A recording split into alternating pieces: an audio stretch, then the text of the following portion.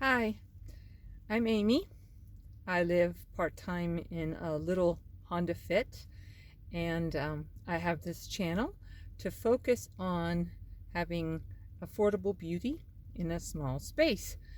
So I said I would make a video every Monday, time and circumstance allowing, and I'm actually on the road. This wasn't planned, but I decided um, sort of spontaneously to take a trip from my home in the northern states to down in the southwest. So this has been an adventure already, since this is my fourth day on the road, and I hope to be at my destination on some land that belongs to the Bureau of Land Management by this evening. Anyway, that being the case, I'm not at home. I don't have the same sort of resources that I might have, and so I've done what any good nomad does, any good problem solver does, anybody who's resilient and effective in life does, and that is I've improvised. So here we go. So today we're going to have our first defining moments talk, where I specifically define a word that's going to play a role in our discussions on this channel. So the word today is lifestyle. I hope you can see that well. So what is lifestyle? Well, the definition of lifestyle is habits, tastes, attitudes, moral standards, economic levels, etc., that constitute the mode of living of an individual or a group. It's sort of related to culture, except culture is a group thing, like the culture of the Sioux, or the culture of where I happen to be right now. I recently stopped at the Navajo Nation truck stop in Arizona. So they have their own culture as a group. Organizations have cultures, but lifestyle can be either way, either for individuals or for groups, and we're going to talk about it as an individual. So obviously, we want to take a look at what these different kinds of things are. So what are tastes? Well, tastes are your personal choices, what you like, what you don't like. Habits are how you spend your time, but not just in the sense of, well, I went swimming today or I decided to go camping, but habits are repetitive behaviors. That's what makes them habits. And of course, we all know there are habits we're glad we have. I'm glad I developed the habit of brushing my teeth and flossing my teeth a long time ago. And thanks to my parents, that was instilled in me and I've kept it up. But there are habits that are not so good either. I mean, there are plenty of people who smoke, for example, and they wish they didn't have that habit, but they have found it difficult to stop. So habits, repetitive behaviors. Attitudes obviously are our feelings about things, but in many ways it's not just feelings like, oh, I'm angry or I'm happy. Attitudes are kind of a stance we take about something, almost like a perspective, a habitual way of looking at something. So we can have, let's say, an unhappy attitude about dieting, right? Or a fearful attitude about going to the dentist, or a psyched attitude, about getting that project done at work. And we tend to take those attitudes into whatever we do. Of course, there's economic level, and that's how much money that you've been brought up with, or maybe that you earn. But it's also habits about finances, right? Decisions that you make about how you spend your money or how you spend your time. And moral standards, like for me, are part of my spiritual life and my religious understandings and my purpose in life. They come out of that. But there are moral standards that all people have, whether they admit to any or not. They make decisions about what they do, and there can be other things, such as maybe a desire to not pollute the environment, or perhaps to give to charity. Those are also moral decisions. So anyway, that's what the kinds of things are that make up a lifestyle. Now, I don't know if you remember that show, but the lifestyles of the rich and famous. Robin Leach was like the narrator, and he had this really fun to listen to voice. And he'd go to these houses of people where ostentatious decor and like crazy spending on things was the norm. But it kind of brought forward the idea that the only people who could have a lifestyle are rich and famous people. Well, I'm not rich. In fact, you could call me poor, I suppose, based on how much money I've personally earned over the years, especially since I stayed home taking care of my children most of my adult life. So I'm poor, not rich. And then as far as being famous goes, well, apparently only the famous people, have marble bathtubs and style and a mark, and everybody wants to take their pictures. But that means, I suppose, that common people like me, maybe like you, don't have a lifestyle. They just have a life. But of course, that's not true. Everyone has a lifestyle. Everyone has a way in which that person goes about making decisions and experiencing life. And so that's what we're going to talk about, lifestyle. So with tastes, obviously, excuse me, people have very different tastes. But, if you have a particular style of clothing or style of decor or kind of food that you like, then incorporating that into your life is important for you to have an enjoyable lifestyle. And habits that you enjoy are things that you should continue. And of course, good habits are things that you should pursue. So that gets into wellness as well, like the habit of exercising. Maybe you have the habit of walking. So for your lifestyle to be enjoyable, you need to be able to be someplace where you can continue to do that walking and keep yourself healthy and also do what you like. Your attitudes are things that need to be kept up. Excuse me a minute. I'm going to take a drink here. It's dry in Arizona.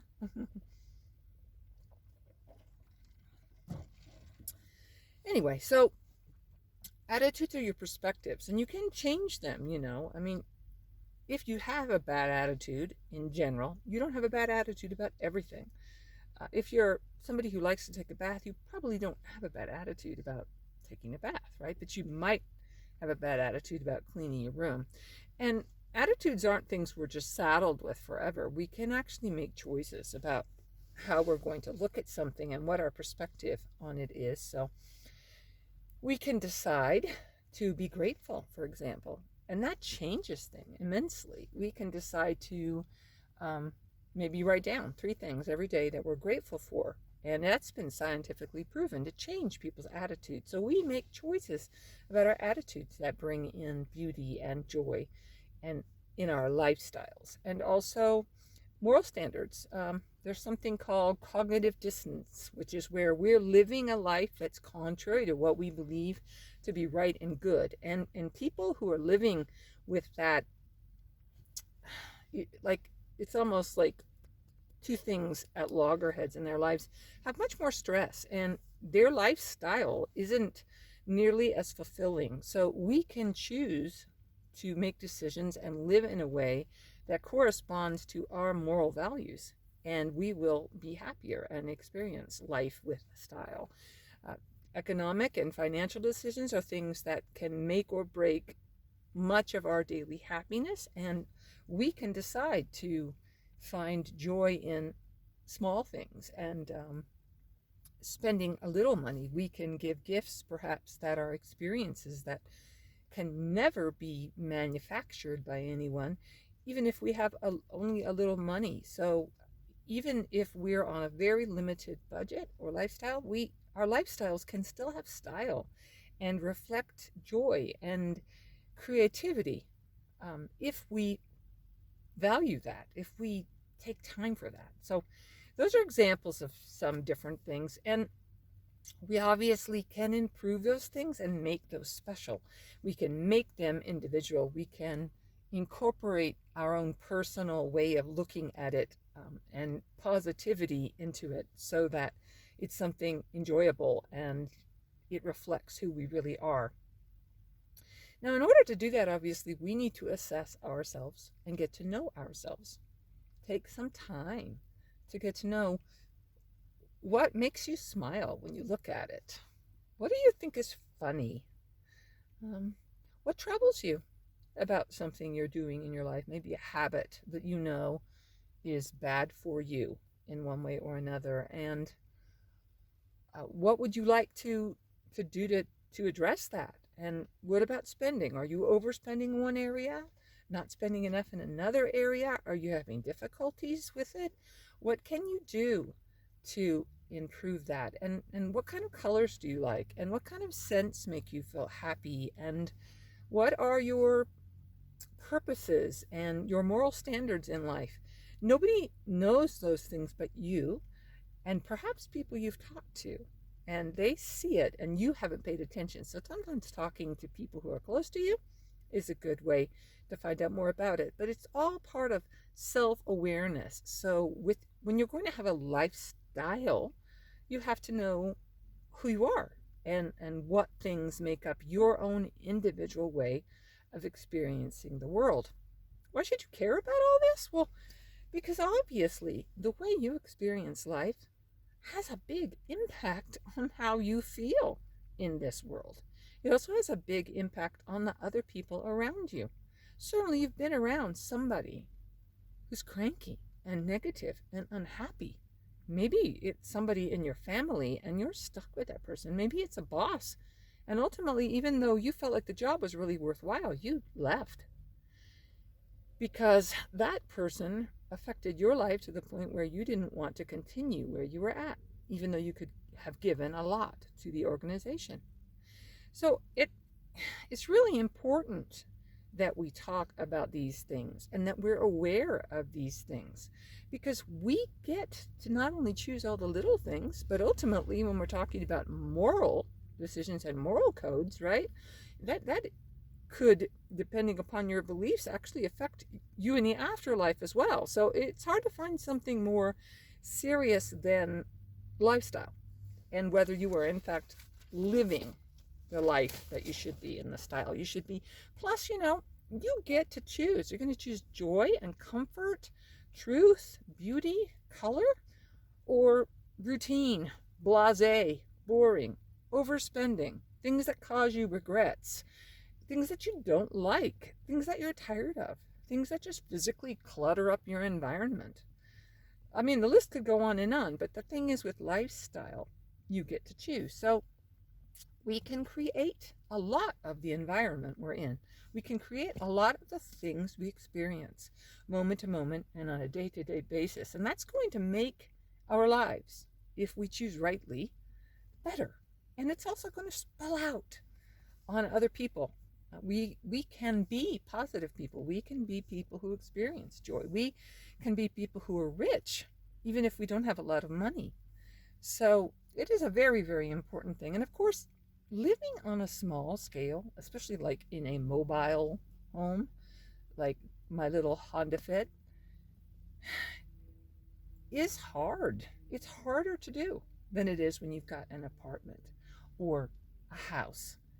And it's harder to do when you have to fit everything not only in to be pleasing, but also to be practical. There's very little space. Also, it's harder to do if you've got less money than somebody else. All those magazines used to really just amaze me when they talk about like redoing decor or whatever, because they, in fact, had these budgets that were more than I had spent on everything in my house just to like do a facelift or something. They talk about dream kitchens. Well, I didn't dream about kitchens. I dreamed about other stuff that was more important to me. So it isn't easy in a little space, and it isn't easy on a limited income, but it is doable, and I think it's worth doing. You can focus on zest in your days and put color in your life and in your little mobile home if you want to, and I encourage you to do so, because that's what this journey is about. And you can work on having a life with style and wellness and health and positivity and optimism and gratitude and inspiration and spiritual wholeness and a lot of good things, beauty, just tons of stuff that it's definitely worth pursuing. So that was our word for today, lifestyle. I have recently made a couple of other videos. I made a video of my fit before I actually started personalizing it and making this lifestyle.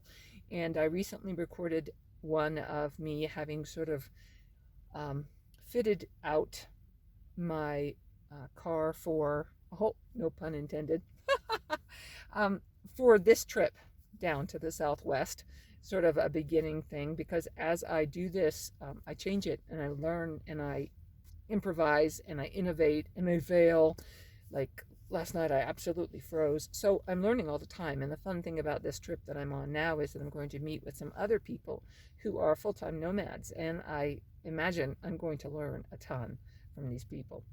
So anyway, I invite you to come along on this journey, this little car lifestyle, where we're looking for affordable beauty in a small space. And each time I would like to share some meaningful saying with you at the end. And today, this is a little plaque that I got at Hobby Lobby for 97 cents, I think, on clearance.